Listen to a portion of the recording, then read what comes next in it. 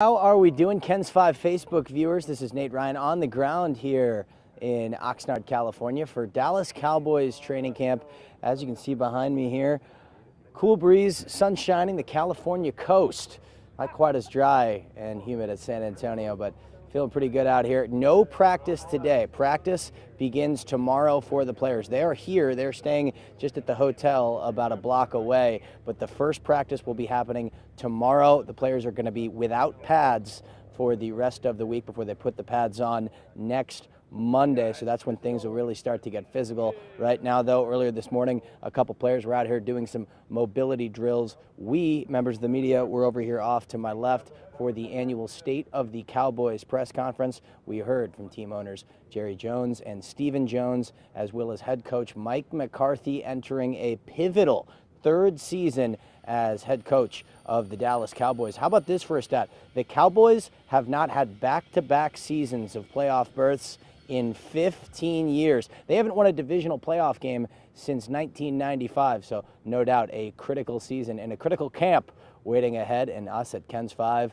are here to bring it to you. I'm going to go ahead and take some of your viewer questions here. If you guys have any, I've got 62 watching right now, and I can see the questions.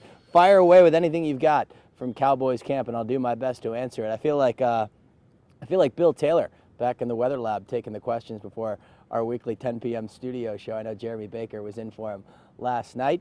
But as you can see, I mean, I've got no complaints about field anchoring all week long here from Oxnard, California. My photojournalist Jason Eggleston and I are going to be here all week. Got in yesterday morning, and we're going to be heading back next Monday. So we're here all week. We'll be sitting down with Jerry Jones this coming weekend for a one-on-one interview. We saw Zach Martin and J-Ron Curse of the Dallas Cowboys. Martin, the all-pro offensive lineman. Curse heading into a big second season as the team's starting safety. We heard from them yesterday. We'll hear from Ezekiel Elliott, Dak Prescott, CeeDee Lamb, the rest of the gang coming up all week, the rest of it here. I want to see some comments or questions. What do we got?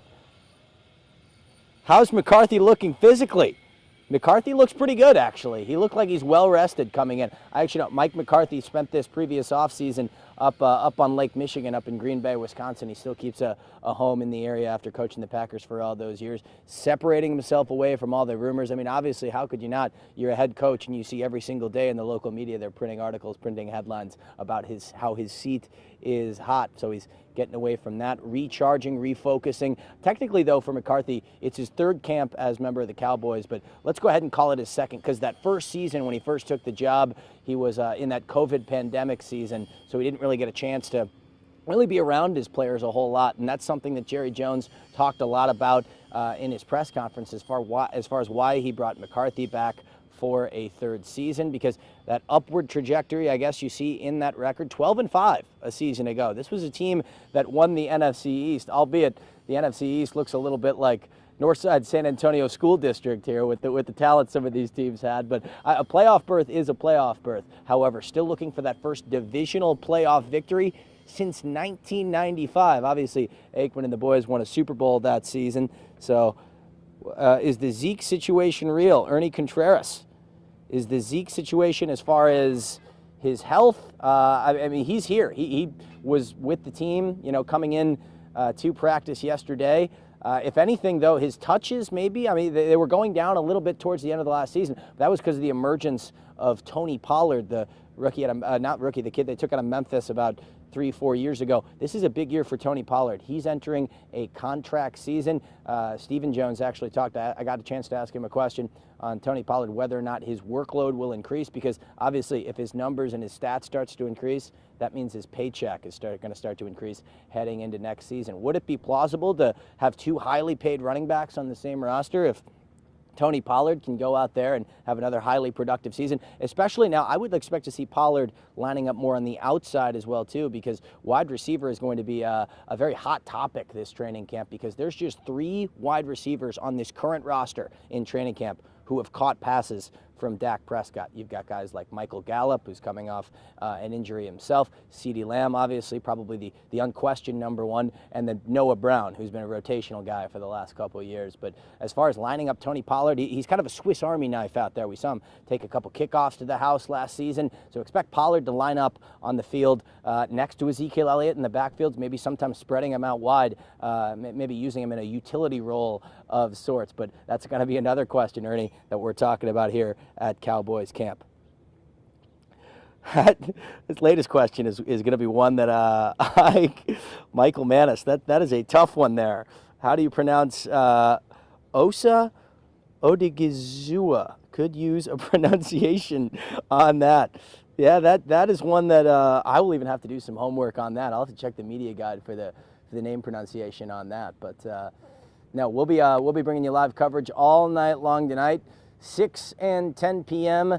That's Central Time back in San Antonio, because we're 2 hours behind you guys, obviously, with the Pacific time zone. I don't know if you guys saw our live shot last night on KENS 5 at 10, but we were over there in the Ventura Beach Harbor, over here just by the Pacific Ocean, and we had just a herd of about 15 to 20 sea lions that was interrupting, kind of bombing the back of our live shot. You could hear them barking over our mic and audio levels as I'm trying to talk about, you know, player development and position battles. It was a nice change of pace for all the viewers in San Antonio. You probably don't get a whole lot of sea lions, but so you see light breeze.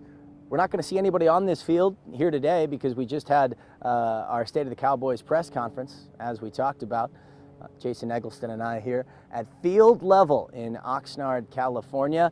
Jerry Jones says he loves having training camp out here because it really expands that bandwidth with the Cowboys fans, gives players a chance to, we heard Zach Martin talk about it yesterday, players a chance to get away from distractions in the Dallas area, whether that's, having a nucleus of people that, I don't know what the nightlife scene compared to from Dallas or Los Angeles, but Zach Martin talked about really clearing the head out here on the California coast. It really does. It's pretty serene.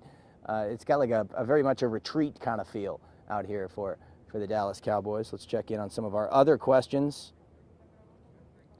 The thought of him being released or traded for Zeke to be gone, I don't like it. Yeah, I mean, literally, what it comes down to with having two running backs in the backfield, obviously Ezekiel Elliott's playing on a pretty hefty contract. The contract talks this week are all going to be centered on Tony Pollard because he's entering that contract season. And the players, the coaches, Jerry Jones, they're all well aware of it, that the more that Tony Pollard produces in a kind of featured, second fiddle role, the higher his price tag goes up next offseason for a team that's looking for help at the running back position. To bring him in is probably the number one. So the Cowboys are going to have to hope maybe to utilize him in some other ways. We've seen teams in the last couple of years, especially running backs, start to line up outside, out wide. A couple of years ago, you had Le'Veon Bell, who it didn't work out so very well for him, but he wanted to be paid as a wide receiver because of his production out of the backfield catching the football. Obviously, it didn't work for him, but more and more teams are starting to gravitate towards that all-purpose position, sort of that Swiss Army knife I talked about. And Tony Pollard certainly bringing that to the table. We've got 33 people, 29. That number's dropping of people watching us here on the Facebook Live. How about it here? Cowboys camp in Oxnard, California. I forgot to put on sunscreen today, which is going to really hurt me here coming in around like 7 p.m. Saw the beach yesterday, very pretty out here at Cowboys training camp. Again, first day of practice, going to be tomorrow without pads the rest of the week, and we'll hear from plenty more people on KENS 5 at 6 and 10 all week long. 26, the numbers are dwindling here on the Facebook Live. Now we're up over 10 minutes. Here we go, Michael Manis throwing in a lot of questions here. With questions surrounding the third and fourth wide receiver spots, do you think Kellen Moore will like to utilize some run-heavy play-action sets with double tight ends featuring both Dalton Schultz and rookie Jake Ferguson? Michael Manis with a great question. Is this one of the other media members here punking me out on his burner account? That is a great question. Speaking of contract years, Dalton Schultz is entering a contract season. Jake Ferguson, the sure-handed tight end they brought in out of Wisconsin. I would expect to see a lot more run-heavy jumbo sets, sort of try to draw those safeties in on the earlier downs. But another problem is that offensive line. I mean, they took, not necessarily problem, but question mark is that offensive line. They took the rookie out of Tulsa in the first round, Tyler Smith, and they saw La'el Collins walk to the Cincinnati Bengals. So in order to be able to run the football, you got to get a good push up front, which is why Mike McCarthy was very adamant in saying, hey, look, these rookies, these young guys, they're going to be prominently featured, and they're going to be making an impact here in the first 4 or 5 games of the season. I mean, last year we saw it with the rookie first rounder, Micah Parsons, who turned into an all-pro linebacker in his rookie season. Now he's going to be one of the guys counted upon by these younger guys in year number 2. But no, that is a good question as far as seeing how that offense shakes out. Another thing that really stuck out to me in this press conference, I'll talk about this in depth here coming up tonight, was Jerry Jones kind of took subtle shots at his departing veterans, the guys who were commanding a lot of money and signed elsewhere. Amari Cooper, who was traded to the Cleveland Browns, Randy Gregory, who turned down the Cowboys' offer to sign with the Denver Broncos, and Collins, as I mentioned, who went to the Cincinnati Bengals.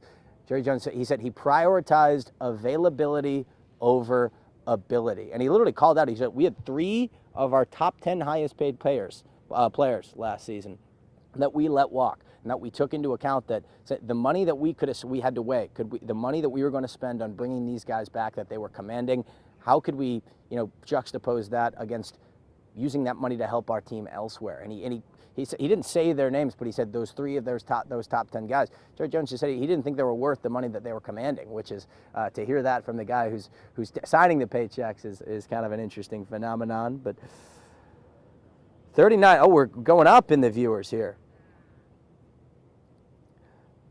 Yeah, the Cowboys depth at right guard, scale of 1 to 10. How would we rate it? Well, I mean, you've got guys like Connor Williams, who was in the mix. It's going to be a plug and play type scenario for the Cowboys on the offensive line here this season. You've got San Antonio native Terrence Steele on the offensive line here as well. He was mentioned by name in that press conference as a guy who could really fill some more voids on the he's entrenched firmly as the starting as one of the starting offensive linemen. But this kid, I wouldn't be surprised to see the first round pick Tyler Smith out of Tulsa. I'm calling him a week 1 starter with the immediate need that they have there, because clearly the Cowboys are not afraid to play first round picks. Saw it with Micah Parsons last year. There we go. We've been going for 15 minutes here. My throat's starting to get a little dry out here. Cowboys camp, Facebook Live web stream, 33 currently watching, middle of the day in San Antonio. That's not a bad number. Going on 15 minutes here. Again, all afternoon long at 6 and 10 on KENS 5. We're going to have to shut it down here pretty shortly, considering we need to go charge up some camera batteries and get ready for the big afternoon ahead. We'll be talking again. We'll hear from Jerry Jones. We'll hear from Stephen Jones. We'll hear from Mike McCarthy. This press conference, the state of it lasted over an hour. I'm not around a whole lot of press conferences that go north of maybe 30 minutes, but these guys were speaking at the podium for an hour. And it wasn't because necessarily the questions we were asking. It's because the answers that these guys were given. I mean, before we even got a chance to fire off any questions, Jerry Jones was addressing the 2 things that everybody wanted to ask coming in. It was the job status of Mike McCarthy and the vote of confidence that Jones gave McCarthy heading into this season, and then secondly, the departing free agents, those guys like Collins, Cooper, and Randy Gregory that I talked about, because you're essentially replacing 2 of those veteran starters with 2 rookies. I mean, Amari Cooper, you could be replacing with the rookie out of South Alabama, Jalen Tolbert, and then La'el Collins is a guy that you could be replacing with Tyler Smith out of Tulsa. Randy Gregory, they signed Dante Fowler, the former top 10 pick.